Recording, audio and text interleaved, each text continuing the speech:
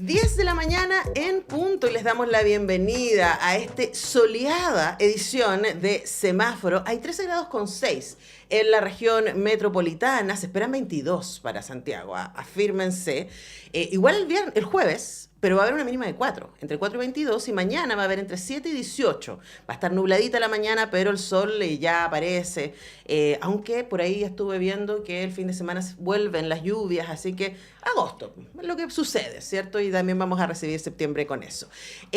Saludamos, por supuesto, a toda la gente que nos está viendo a través de YouTube, a través de radio.uchile.cl, por supuesto también, a quienes nos escuchan en el 102.5 y en todo el mundo, a través de radio.uchile.cl. Tenemos un estupendo programa para ustedes el día de hoy. Vamos a estar hablando de música, porque ustedes saben que Tania y yo, nuestra maravillosa productora, tenemos un corazón suave por los boleros. Nos encantan los boleros. Al final igual somos unas románticas. ¿Qué vamos a hacer? Contra nosotras mismas. ¿Qué vamos a hacer?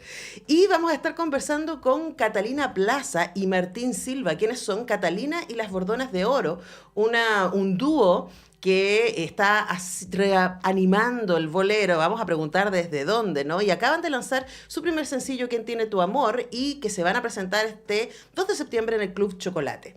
Y antes tenemos una maravillosa visita en el estudio. Para mí siempre es un honor y un placer conversar con Carla Welfenbein, quien está acá con la excusa. Realmente a nosotros nos gusta juntarnos a conversar, pero la excusa es la reedición de 2 de sus libros en este formato de bolsillo que acaba de sacar Penguin. El revés del alma, es su primer libro.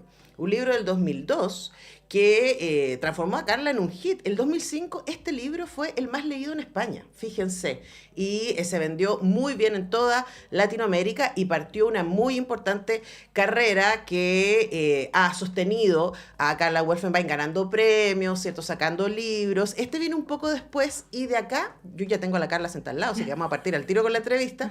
Pero antes de saludarla, bueno, ahora la saludo. Hola, Carla. Hola, Antonella. ¿Cómo estás? Muy bien, muy bien. Te voy a acercar un poquito el micrófono para que la gente te escuche mejor. Okay. Y si te parece, voy a partir con algo que marqué de El resto es silencio, que me parece que es una buena entrada para conversar de ambos libros. Y dice la protagonista: me despedí de Edith y caminé por las calles de una Barcelona invadida por turistas. A pesar de los años que llevaba ahí, esa ciudad no había llegado jamás a ser mía. Y ahora lo era menos que nunca. Los cientos de turistas sentados a las mesas de los cafés, de las ramblas, las bicicletas, los idiomas, todos entretejían una malla que me separaba aún más del mundo. ¿Por qué no estaban todos tan solos como yo? Tenía la impresión de que los encuentros entre las personas no eran más que convergencias casuales. Tarde o temprano, cada uno seguiría su rumbo. Aun cuando estos encuentros durasen toda una vida, al final, el tramo más difícil lo haría solo. Y ese principio, asomado en mi conciencia minuto a minuto, hacía imposible el verdadero contacto. Era lo que subyacía en las relaciones que había tenido hasta entonces y que terminaba ahogándolas. Me parece que lo que expresa aquí la protagonista de El resto es silencio, Alma, da buena cuenta de la literatura de Carla Welfenbein, porque todos tus libros, y los he leído todos, Carla. Impresionante, linda. Todos tus libros, Linda. desde El revés del alma, que tengo acá, ¿cierto?, en su nueva edición, hasta el más reciente, La naturaleza del deseo. Mentira, no huiré de la lluvia, ese no lo he leído. Porque ese es que no todavía no llega. Ese no se ha editado en Chile. Ese todavía no se edita. Pero desde El revés del alma, La mujer de mi vida, El resto es silencio, Nadar desnudas, Contigo en la distancia, que ganó el premio Alfaguara novela el 2015, Llévame al cielo, que fue llevada a la pantalla por Disney Plus, que todavía no vemos la serie, pero se viene, ¿cierto? La estación de las mujeres, que ahí te entrevisté la primera vez, y La naturaleza del deseo. Todos esos libros hablan de la profunda soledad de los personajes y nuestra lucha por tratar de establecer vínculos.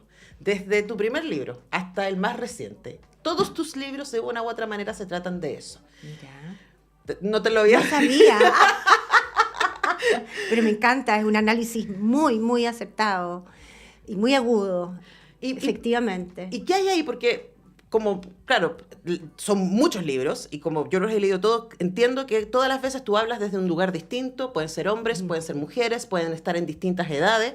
En el caso de El revés del alma son 3 mujeres que están en distintas edades y en distintos lugares de la vida y uno podría decir de la experiencia, pero están todas en la misma. Y acá también, aquí hay un hombre y un niño en el caso del Resto Silencio, además de Alma, y los tres están en la misma búsqueda, y puedo seguir con cada uno de tus libros, ¿no? ¿Qué es lo que hay ahí? ¿Qué es lo que hay ahí?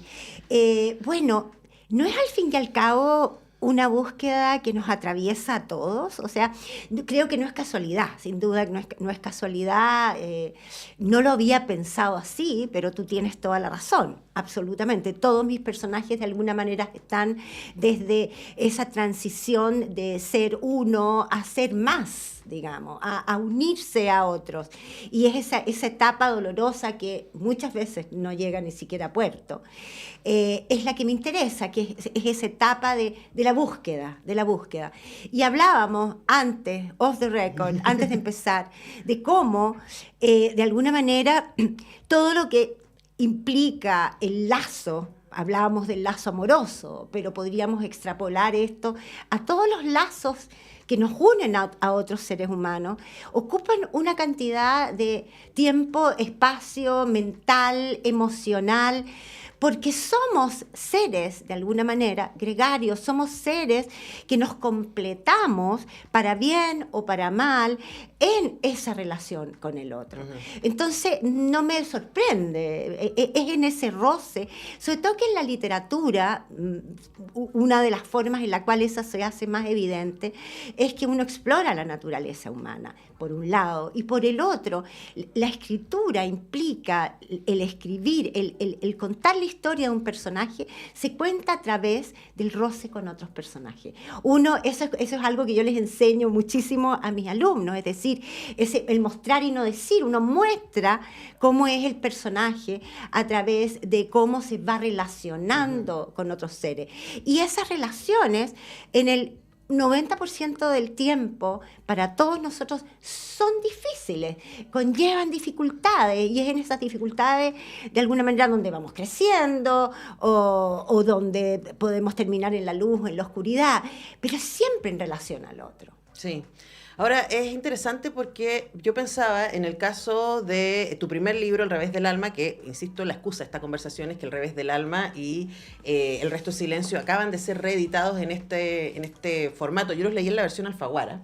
Sí, sí. Pero ahora están en este formato para que ustedes también los puedan encontrar. Y yo pensaba, El Revés del Alma se editó el 2002, no sé cuándo lo escribiste. Entonces es un libro que tiene 20 años. Es que impresionante, impresionante, 20 años, claro, tiene 20 años. Lo escribí, bueno, ahí, yo imagino si está publicado el 2002, entre 1998 y el 2002, son cuatro años. Claro, porque después agarraste un ritmo y lógico, tú estás publicando. Pero no te creas, Antonella, yo publico, parece que publicara muy seguido, pero no publico antes de 3 años. ¿En serio? Te prometo, parece que publicara mucho, porque siempre hay de alguna manera alguna vigencia de los otros libros que van, como por ejemplo, como la serie o otro, pero yo publico cada 3 años. O sea, no, eso demora. Para mí es imposible escribir un libro en menos de 3 años, o sea, imposible, entre 3, 4... Ahora pensaba en El Revés del Alma y en este libro que tiene 20 años y en las cantidades de cosas que han pasado en el mundo y en el relato de las mujeres y sobre las mujeres. Absolutamente. En los últimos 20 años. Ahora, siendo así, incluso ahí sigue teniendo tremenda vigencia un poco, ¿no? Estas 3 mujeres, ¿cierto? Daniela, que es una mujer joven, que sufre de bulimia, y a mí se me había olvidado cómo parte el libro. Ahora cuando lo releí para esta entrevista, el libro parte con un atracón bulímico. Con un atracón bulímico. Es muy fuerte la primera escena del libro. Y yo me imagino que en el 2002 no era tan evidente hablar de esas cosas de esa manera. Mira, Antonella, la experiencia que tuve con ese libro, de hecho, como tú misma dijiste, esa es mi primera novela. Es decir, pasé de 0 con El Revés del Alma, por eso yo quiero mucho, mucho esta novela, a que me crecieron alas en el fondo. Este libro fueron mis alas que me permitieron no solamente viajar, porque este libro fue publicado en primera edición en toda Latinoamérica y España, y es mi primera novela, entonces fue realmente algo muy, muy fuerte, muy potente. Pero además de eso, algo que fue memorable, conmovedor, es la cantidad de chicas que se acercaron a mí, porque era la primera vez que de alguna manera veían escrito, reflejado, compartida una experiencia que habían vivido en muchos casos durante años en absoluta soledad, porque tampoco había una bibliografía, no existía Google, que hoy día tú pones como demasiado y vomito, y vas a encontrar nombre, vas a encontrar estudios. En esa época no había manera de acceder a una información que no existía. Y también era tabú, porque la bulimia tiene ese aspecto tan horrible, digamos, que implica el vaciarse, ¿no? Meterse los dedos hasta la garganta y vomitar. Y fue una experiencia muy conmovedora, muy conmovedora, de encontrar, me llegaban cartas, porque en esa época no había mail, pero no era algo, me llevaban cartas, tengo cartas escritas de chicas. Después, cuando iba a cualquier acto público, en la feria del libro, en Mapocho, o iba a en provincia, llegué hasta Coyhaique, digamos. Lo que más sentía, la fuerza motora del asunto, eran estas cantidades de niñas que estaban sufriendo desórdenes alimenticios y que no tenían nombre para ello. Es muy fuerte lo de la representación, ¿no? El que no tenga nombre. Y además también, a mí me parece que El revés del alma es un libro que trata sobre las máscaras. Me encanta cuando ves las cosas así. Es cierto, porque cada uno de estos 3 personajes de alguna manera tiene representa algo sin llegar a ser en absoluto estereotipado. Pero sí son arquetipos, no son estereotipos. Son arquetipos, exactamente. Está también en ese minuto, siento que este libro de alguna manera es como que se adelanta también a nombrar asuntos que hasta ese entonces eran más ocultos o menos públicos, como también la bisexualidad de uno de los personajes, una mujer que tiene una amante, mujer, pero que al mismo tiempo, bueno, que también tiene un amor, que es hombre, y cómo transita de eso. Y después está el tercer personaje, que es la madre de la chica bulímica, y que es una mujer de sociedad chilena, convencional, y que se enamora de un chico joven. Entonces, de alguna manera, todos estos 3 personajes están como en el borde, ¿no? En el borde de la baranda, a punto de saltar a una nueva visión o a una nueva etapa de sus vidas, y es ahí donde yo las pesco. Claro, pero es interesante porque efectivamente las 3 usan máscaras, pero también es un juego de espejos porque se miran entre ellas con envidia. O sea, Cata, que es la madre, esta señora regia, estupenda, de sociedad, que además también al principio del libro, a ella la escuchamos en su conversación con su terapeuta. Entonces, claro, exacto. O sea, solo la voz de ella solo con el terapeuta. Claro. Solo con el entonces, terapeuta. Ahí nosotros vamos dándonos cuenta de su lugar más oscuro, y aparte diciendo, acaba de llegar Ana, que es esta prima, fotógrafa exitosa, libre, que parece que levitara en el mundo, que la odio. Porque tiene toda la vida que yo quise, o que para mí es un misterio, ¿no? Yo pensé que era poderosa y me doy cuenta que estoy atrapada en esta vida perfecta. Pero Ana también la ve a ella y dice, ¿cómo hubiera sido? ¿No?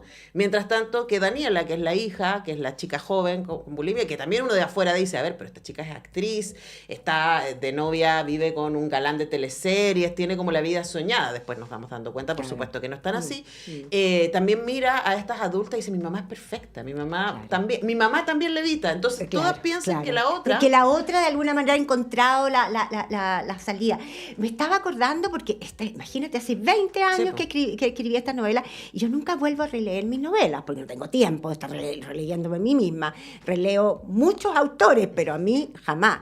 Pero me acordé de una escena, hay una escena que siempre como que vuelve a mí, y que la chica dice que ella de alguna manera lo que hizo en la vida de su madre, y es lo que la madre resiente de ella, y ella se siente culpable, y habla de una metáfora, habla de una torta, dice ella vive en esta torta perfecta. Tú la tienes. Lo tengo marcado. No te puedo creer. Bueno, leámoslo entonces, porque siento que ejemplifica muy bien ese pequeño gesto que de alguna manera significa tanto, ¿no? Sí, estaba buscándolo porque habla en el fondo de que ella siente que su madre vive en esta torta maravillosa. Acá está. Sí, dice... Recuerdo haber observado a mi madre cuando un rato después se arreglaba el cabello para salir. Movía imperceptiblemente las caderas entonando en un susurro una canción de moda. Me detuve en su cuerpo estilizado, en sus gestos finos como los de Melanie, y supe que ellas pertenecían a otro reino, el reino de las mujeres felices, de las mujeres seguras, aquellas que acaparan las miradas y caminaban con un halo de luz tras de sí. Melanie y mi madre espantaban con su belleza las sombras, el miedo y la rabia. Hasta ese día mi madre todopoderosa me había acogido en su castillo, haciéndome creer que yo era una de ellas.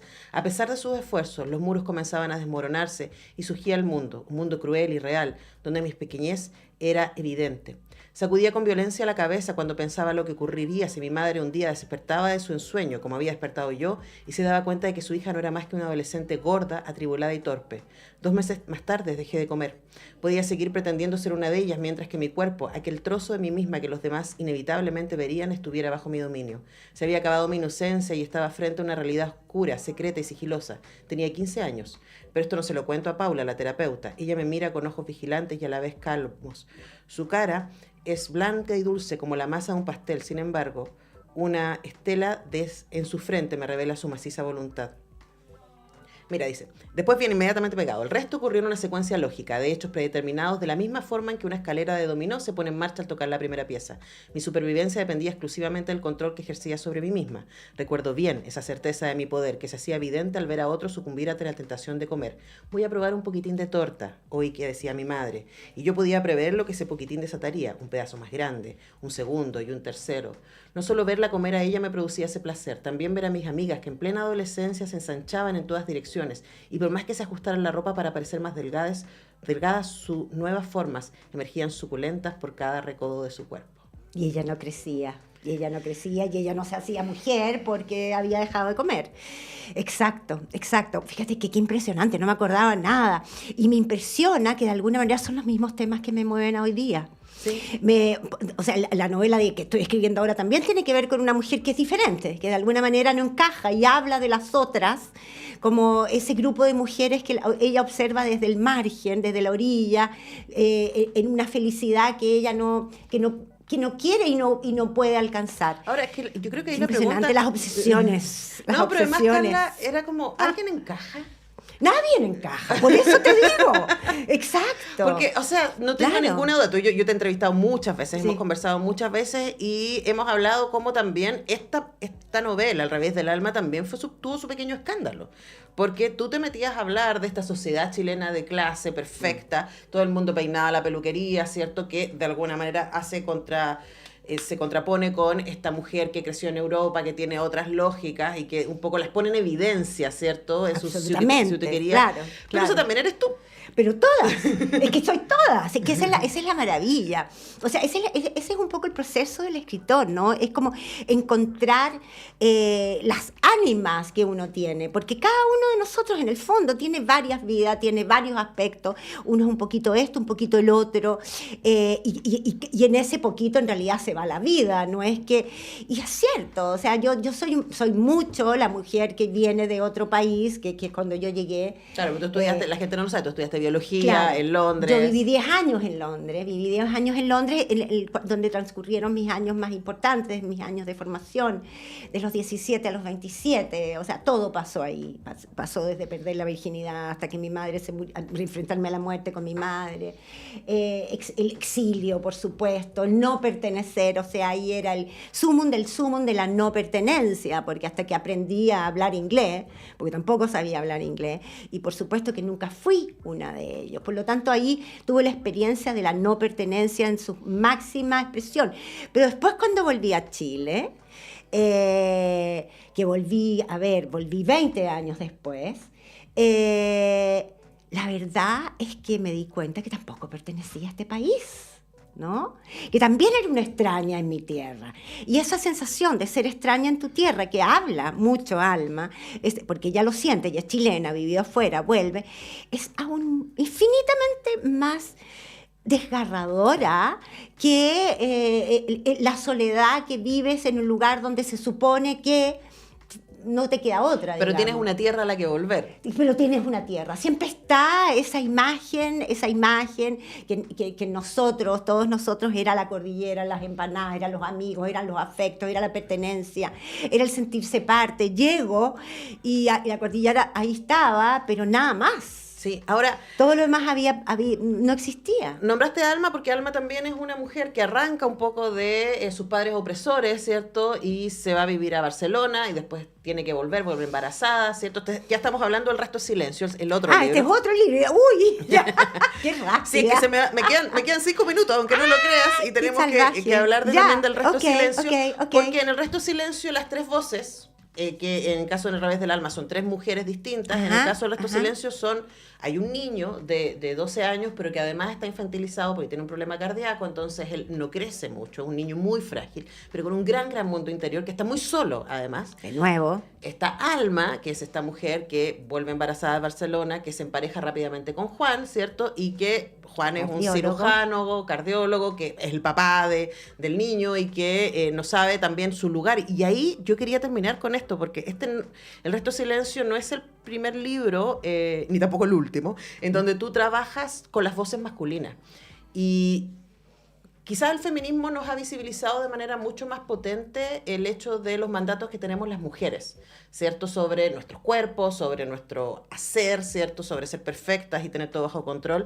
Pero hemos hablado poco, tanto autores masculinos como autoras mujeres han hablado poco de los mandatos que hay sobre el hombre. A mí me parece que Juan es un súper buen ejemplo de un hombre mandatado. Es un súper buen ejemplo. Y de hecho, bueno, hay otra novela que va a salir después en esta colección, porque me gustaría, antes que cerráramos, hablar del contexto de la colección, pero me gusta, no me voy a escabullir del asunto de los hombres. Yo creo, fíjate que cuando yo empecé con El Revés del Alma, desde ya tenía de alguna manera la idea de no crear ni relaciones estereotipadas, ni hombres estereotipados, ni sobre todo ideologizados. Yo no quería hacer una literatura, por un lado, que obviara el tema, que había mucha de literatura que se obviaba el tema de la opresión de la mujer, etc. O por otro lado, era una literatura tremendamente militante, que de alguna manera el libro era una suerte como de vehículo panfletario para poner una idea sobre la mesa que me parece bien, pero no era lo que yo quería hacer. Quería de alguna manera desacralizar, mostrar las cosas, cómo las viví, cómo las veía, cómo las vivo, cómo se viven, en el cual justamente el hombre también, bajo muchos mandatos, también es una víctima del patriarcado, en muchos casos. No solamente es un propagador, sino que además es una víctima. Pero tampoco victimizarlo, sino que en su realidad, en su complejidad. Lo que me interesa, y me interesaba y me sigue interesando, es la complejidad. Es como nada es tan blanco, ni es tan negro, ni es tan gris tampoco, sino que es infinitamente profundo. Y es ahí, en el fondo, donde estoy intentando llegar. Y ahí, claro, evidentemente, Juan que es un aparece... hombre que está de luto y que no sabe qué hacer con esa emoción, porque por supuesto a los hombres no se les entrenó para hacer con sus emociones, y está absolutamente cerrado. Está absolutamente cerrado. Y en ese cierre no se puede vincular con los otros, y los otros lo necesitan. ¿Y cómo los pierde? ¿Cómo termina perdiendo todo en el pero fondo? Cumpliendo con el mandato, porque él está en modo pega, produzco, que es el mandato masculino. Exacto. Pero él y todos alrededor se están muriendo de pena. Se están muriendo de pena. Absolutamente. Bueno, eso es El Resto de Silencio. Eso es El Resto de Silencio. Cuéntanos de esta colección. Eso quería, porque esta es una colección que se llama De Bolsillo y que tengo como decir que es un gran honor, porque pasas como a otra etapa, ¿no? Primero, los libros son más accesibles, estos cuestan la mitad o menos de la mitad que un libro Alfaguara, y se crea una colección de la obra completa. Yo ya tengo 10 novelas, entonces a poquito empiezan estas 2, después seguimos con otras 2 a fin de año, 2 más el próximo año, y eventualmente voy a tener mi propia colección de bolsillo. Y eso es un privilegio, es un honorazo que me está dando la editorial. Hay muy pocos autores que tienen su propia colección. Hay pocos autores chilenos. O sea, chilenos contados con los dedos, con menos de una mano. Y también, bueno, es eso, quería tirarme flores. Un poquito No, de por flores. supuesto, además son 10 novelas y yo insisto, yo las he leído todas y siempre es un placer leer a Carla Wolfenbein porque sus novelas están muy bien armadas. Hablamos de eso alguna vez, Sí, ¿cierto? sí, El proceso de sí, estructura y de de la mantener los estructura. misterios, etcétera. Pueden encontrarlos, está ahí en un cuestión de gustos que hicimos en pandemia con Carla. Sí. Pero además me pasó ahora que releerlas. Para esta conversación fue como, wow, esto sigue haciendo un montón de sentido, ¿no? Mira, Así qué que increíble. muchas gracias, Carla. No, gracias a ti por releerla, por invitarme una vez más. Bueno, nos Eres vemos un fin de sol. año, cuando salgan las Sí, otras. de todas maneras, de todas Nosotros maneras. tenemos que ir a la música, porque nos saltamos la música, partimos impetuosas